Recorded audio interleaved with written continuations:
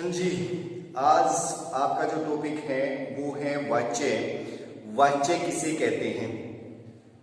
क्रिया के जिस रूपांतर से यह पता चलता है कि क्रिया का मुख्य बिंदु कर्ता है, कर्म है या भाव है, उसे वाच्य कहते हैं। अर्थात रूपांतर से अभिप्राय है कि रूपांतर बदला हुआ रूप, जैसे पढ़ता है, पढ़ा, पढ़ेगा, पढ़ता है, पढ़ा, पढ़ेगा। इस रूपांतर से यह पता चलता है कि क्रिया का मुख्य बिंदु कर्ता है या कर्म है या भाव है, उसे वाच्य कहते हैं, उसे वाच्य कहते हैं। इसके बाद जो वाच्य है, इसके तीन भेद होते हैं, कर्तृवाच्य है, कर्मवाच्य है और भाववाच्य है। अब जो कर्तृवाच्य है, कर्तृवाच्य की क्या परिभाषा है? कर्तृवाच्य में क्या है? कर्ता प्रधान होता है, क्रिया कर्ता के अनुसार होती है। अर्थात जैसा हमारा कर्ता होता है वैसी ही क्रिया होती है। यदि कर्ता क्या है? एक वचन का है तो क्रिया भी एक वचन की होगी। यदि कर्ता बहुवचन का है तो क्रिया भी बहुवचन की होगी। यदि कर्ता पुल्लिंग का है तो क्रिया भी पुल्लिंग की होगी। यदि कर्ता स्त्रीलिंग का है तो क्रिया भी स्त्रीलिंग की होगी। अर्थात कहने का अभिप्राय ये है कि जैसा हमारा कर्ता होता है वैसी ही क्रिया होती है, उसे क्या कहते हैं? कर्तृवाच्य। और कर्तृवाच्य में क्या होती है? प्रथमा विभक्ति होती है, प्रथमा विभक्ति। और ये जो कर्तृवाच्य जो वाक्य है, ये सकर्मक भी हो सकता है, अकर्मक भी हो सकता है। तो इसमें जो मैंने आपको बताया कि जो प्रथमा विभक्ति होती है, विभक्ति क्या है, जो विभक्ति चिन्ह क्या है, वो ध्यान से सुनो एक बार। इसमें जो है, जैसे कर्ता ने कर्म को करण से के द्वारा, संप्रदान के लिए, अपादान से जुदाई, संबंध का के की, अधिकरण में पर, संबोधन हे अरे। इसमें संबोधन की काउंटिंग नहीं होती, गिनती नहीं होती। तो जो कर्ता है वो प्रथमा विभक्ति है, जो कर्म है वो द्वितीय विभक्ति है, जो करण है वो तृतीय विभक्ति है। इसमें जो तृतीय आपके कर्मवाच्य और भाववाच्य में तृतीय विभक्ति का प्रयोग होगा। इसमें जो करण है वो क्या है? तृतीय विभक्ति है। इसका जो विभक्ति चिन्ह है वो है से के द्वारा। जो संप्रदान है वो है चतुर्थी विभक्ति। जो अपादान है वो है पंचमी विभक्ति। जो संबंध है वो है षष्ठी विभक्ति। जो अधिकरण है वो है आपकी सप्तमी विभक्ति। जो हे अरे है ये आपका संबोधन, इसकी काउंटिंग नहीं होती। तो इसमें जो मैंने आपको बताया कि जो कर्तृवाच्य है, कर्तृवाच्य में क्या है? प्रथमा विभक्ति का प्रयोग किया जाता है। अर्थात कर्ता कार्य का जो चिन्ह है, कर्ता की जो विभक्ति चिन्ह है, उसका प्रयोग किया जाता है। ठीक है जी।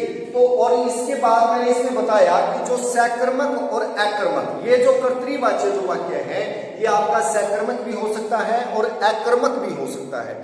जो कर्म क्या है? क्रिया के फल का जिसके ऊपर जो प्रभाव पड़ता है उसको कर्म कहते हैं। और ये कर्म दो प्रकार का होता है, एक सकर्मक है और एक अकर्मक है। सकर्मक क्या होता है? जिसमें कर्म होता है, नाम से ही पता चल रहा है, सकर्मक, अर्थात कर्म के साथ। ये जिसमें कर्म होता है वो क्या होता है? सकर्मक है। जैसे इसकी पहचान कैसे होगी? इसकी वाक्य में पहचान कैसे होगी? तो इसकी पहचान होगी, जो कर्ता होता है, कर्ता के साथ क्या लगा करके प्रश्न करना है, क्या लगा करके प्रश्न करना है, और जो उत्तर मिलता है वही उत्तर क्या होता है? कर्म होता है। जैसे वह पुस्तक पढ़ता है, वह पुस्तक पढ़ता है, ये सेंटेंस है आपका, और मैंने इसमें पता करना है कि इसमें कर्म है या नहीं है। तो अब इसमें जो कर्ता है वो कौन है? वह है। अब वह के साथ मैं क्या लगा करके प्रश्न करूंगा?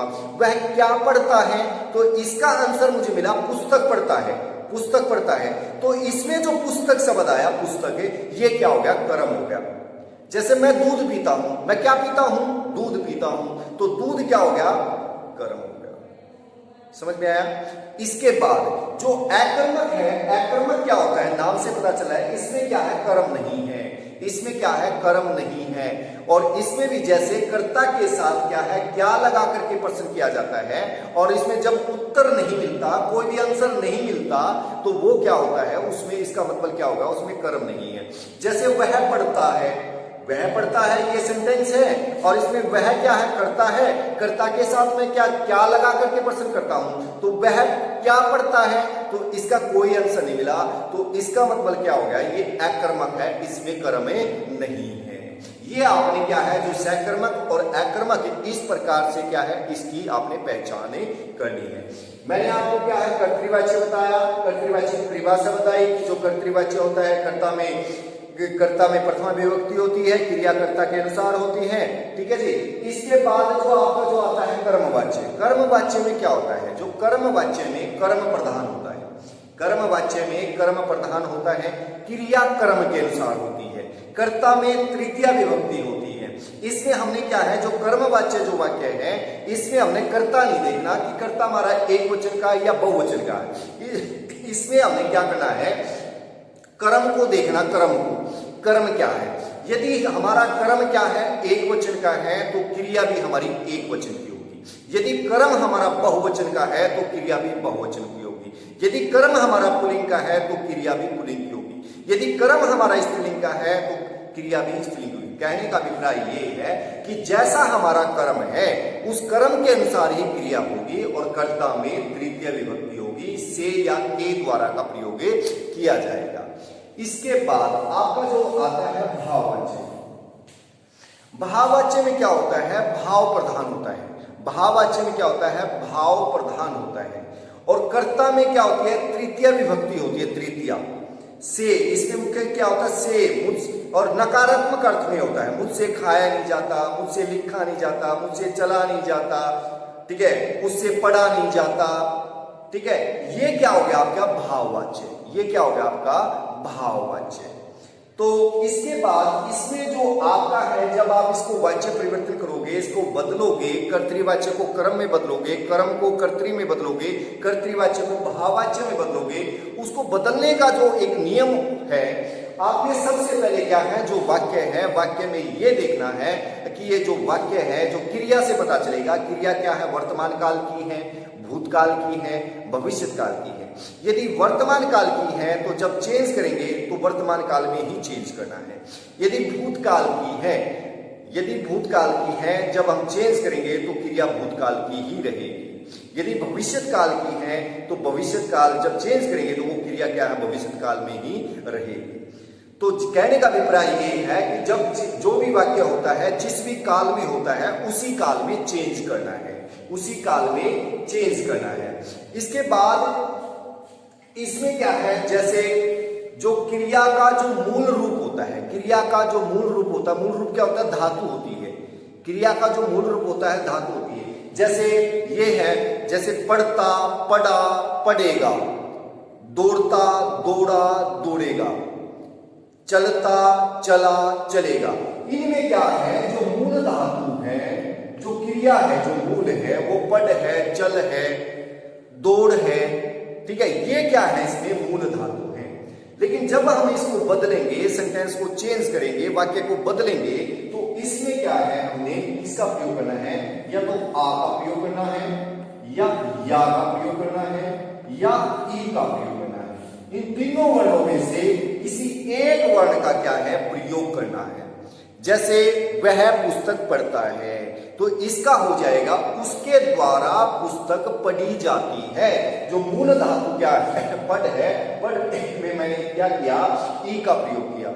जैसे वह खाना खाता है, उसके द्वारा खाना खाया जाता है, उसके द्वारा खाना खाया जाता है। जो खाता है, इसमें जो मूल धातु कौन सी हुई, आपकी खा हुई, और इस खा में मैंने किसका प्रयोग किया, या का प्रयोग किया, खाया जाता है। ठीक है जी। तो इस प्रकार से आपने क्या है, जो वाच्य परिवर्तन है, वाच्य किसे कहते हैं, कर्तृ के तीन भेद हैं, कर्तृवाच्य कर्म है, भाव है। कर्तृवाच्य क्या है, सकर्मक भी हो सकता है, अकर्मक भी हो सकता है। जो कर्म है, कर्म क्या है, सकर्मक होता है, कर्म हमेशा क्या है, सकर्मक होता है। और जो भाव है, भाववाच्य में क्या है, कर्म नहीं होता, भाववाच्य में क्या है, कर्म नहीं होता। तो मैंने आपको इसकी जो सकर्मक है, सकर्मक की पहचान बताई। जो सकर्मक है वो कैसे होता है, इसकी कैसे क्या लगा करके प्रश्न किया जाता है, और जो इसका जो उत्तर मिलता है वो क्या होता है, सकर्मक। और इसके बाद जो अकर्मक की बताई मैंने, जो अकर्मक क्या होता है, अकर्मक में इसमें क्या है, कर्म नहीं होता, क्या लगा करके जब हम प्रश्न करते हैं तो इसका कोई भी उत्तर नहीं मिलता। ये सकर्मक अकर्मक ये है। और